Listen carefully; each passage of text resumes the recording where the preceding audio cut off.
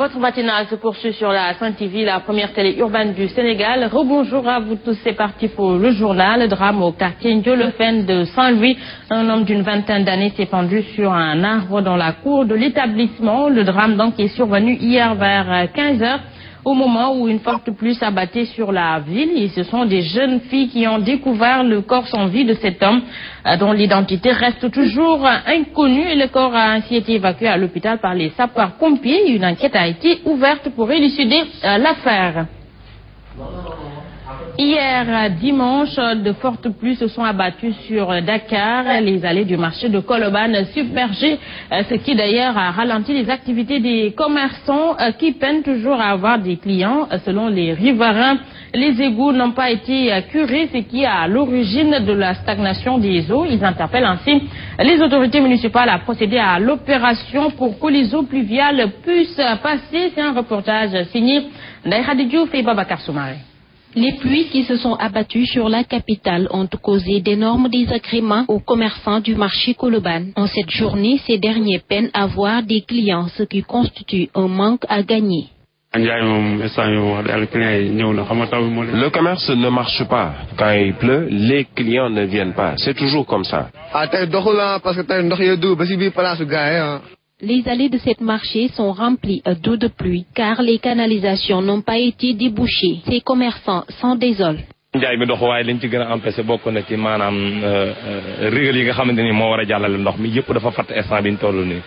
Ils interpellent la municipalité pour que pareille situation ne se reproduise.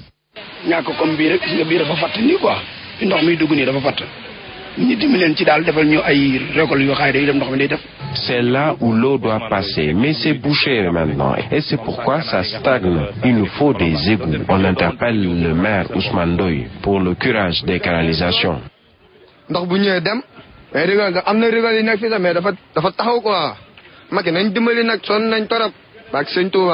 Ces commerçants sont obligés de prendre leur mal en patience car les prévisions de l'Agence nationale de la météorologie annoncent des orages et pluies sur l'ensemble du territoire, notamment sur la façade ouest.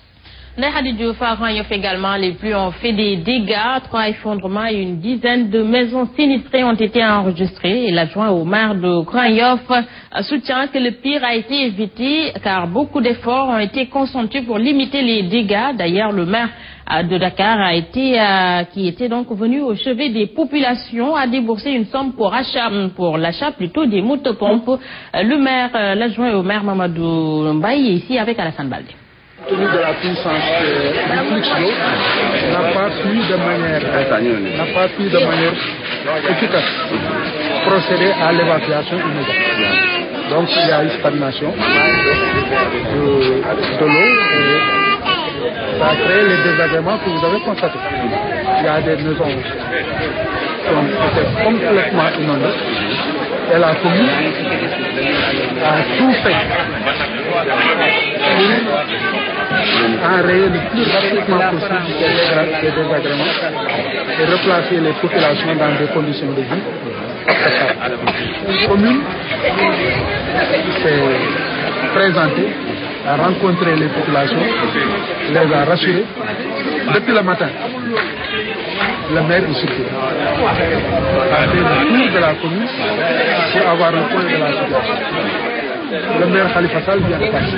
Même situation dans la banlieue dakaroise de Guinaouraï à Diamaguène Sikamba en passant par Thiaroye. Les populations pataugent à Guinaouraï, surtout des dizaines de familles sont restées sans abri. Les dégâts sont inestimables et tous les 25 communes, tous les 25 quartiers plutôt de la commune sont sous les eaux et les populations sont dans le désarroi, nous dit Younoussa Baldé dans ce reportage. Dans cette maison, c'est la fosse septique qui a cédé. L'eau est entrée en force dans la concession, inondant toutes les chambres. Vêtements, matelas et meubles, tout est gâté, laissant tristesse et désolation aux occupants. L'eau est entrée en force dans la maison. Personne ne pouvait y accéder.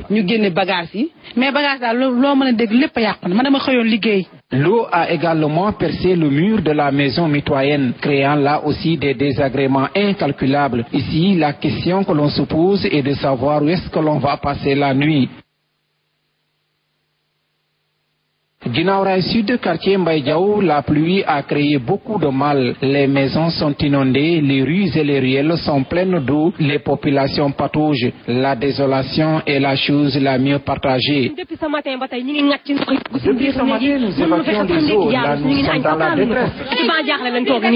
Cap sur Aïnoumane Cissé, toujours à Guinaw Rail Sud. On dirait que le pire c'est ici. Le rond-point du quartier offre l'image d'un fleuve. Nous ne voulons pas de motopompes et d'hydrotireurs. Nous voulons une solution définitive. Nous interpellons l'État pour restructurer Guinaw Rail avec des canalisations. Comme ça, nous allons en finir avec les inondations et puis on passe à autre chose.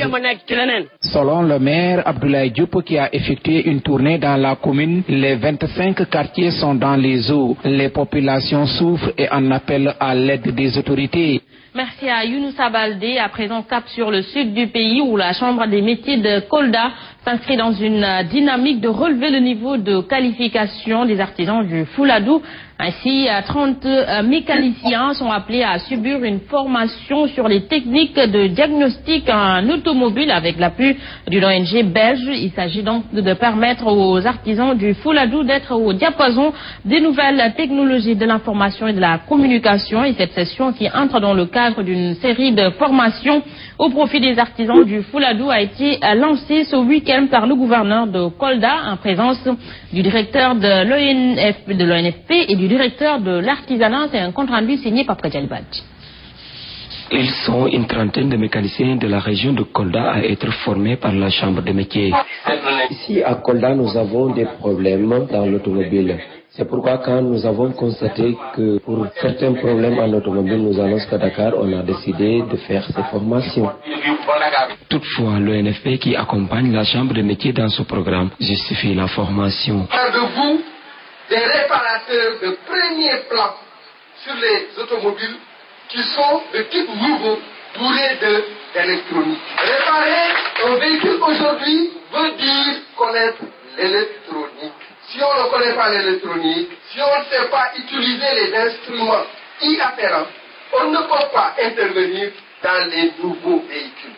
Et si on ne sait pas intervenir dans ces nouveaux véhicules, cela veut dire que les milliers d'emplois qui sont dans la mécanique auto vont se perdre et devenir finalement une menace pour notre pays.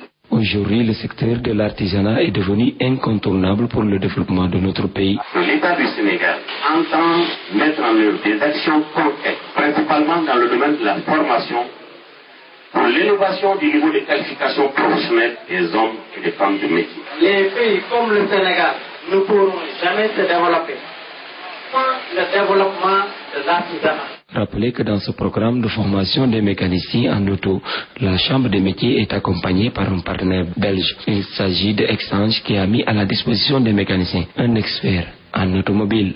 Pape Djali, nous quittons le sud du pays pour aller dans la capitale du rail où l'édition 2015 des vacances citoyennes a été lancée hier et Awamari Golfsec qui a représenté le Premier ministre a invité les jeunes à s'engager dans la politique de l'émergence du Sénégal. Le ministre de la Jeunesse, lui, se félicite plutôt du déroulement de la cérémonie. Mambaye Niang dixit que l'objectif visé dans ces vacances citoyennes sera atteint. Donc, c'était en présence de nos reporters Goronda et Ababakar Tadir Diouf.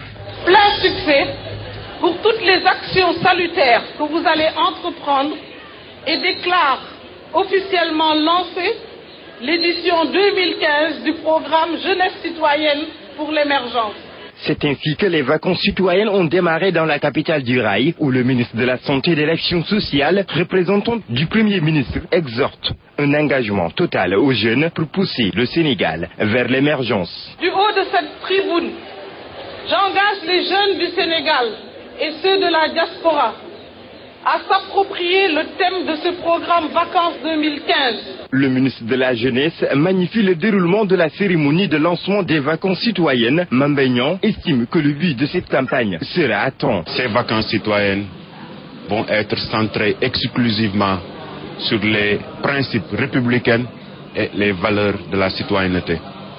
Je m'en réjouis que Thiès ait cette dignité-là. L'engagement des jeunes pour un Sénégal émergent, un appel qui ne laisse pas indifférents les éclaireurs. Nous allons par exemple faire des actions de camp, de sensibilisation donc, dans le cadre de la citoyenneté, et qu'à travers donc, ces camps-là, nous allons mener des activités de sensibilisation dans différentes localités comme Thiès, Mbour, Tivaouane et Mboro, et même au niveau de Dakar. C'est parti pour 30 jours de sensibilisation. Le ministre de la Jeunesse compte effectuer une visite dans les 14 régions du pays pour mieux vulgariser l'apport des jeunes dans la politique de l'émergence du Sénégal. À présent, l'actualité internationale, en bref, un an après la mort de Mike Brown, cet adolescent noir tué par un policier blanc, une manifestation pacifique a eu lieu dimanche à Ferguson, dans le Missouri. Depuis un an, la violence policière est devenue un sujet quasi quotidien dans la presse et les audits lancés par le ministère de la Justice montrent que la colère de la communauté noire américaine n'est pas infondée. Vendredi, un jeune homme de 29 ans a été tué à Dallas par un policier en formation.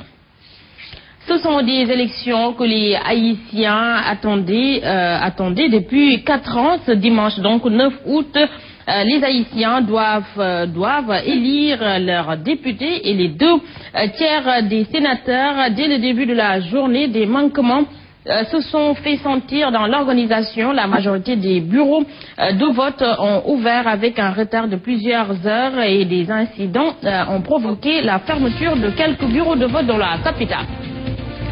Voilà, donc mesdames et messieurs, c'était tout pour ce journal. À vous tous, merci de l'avoir suivi. L'info continue sur la Sen TV, la première télé urbaine du Sénégal, 7h30. Mambay Ndiaye, Ahmed Aïdara vous retrouve pour la revue des titres en Wolof. 7h45, c'est le journal et tout de suite, Sen Coach s'installe dans Sen Gym. Quant à moi, je vous donne rendez-vous à 13h pour le flash d'information. Bon réveil matinal à tous et bonne journée.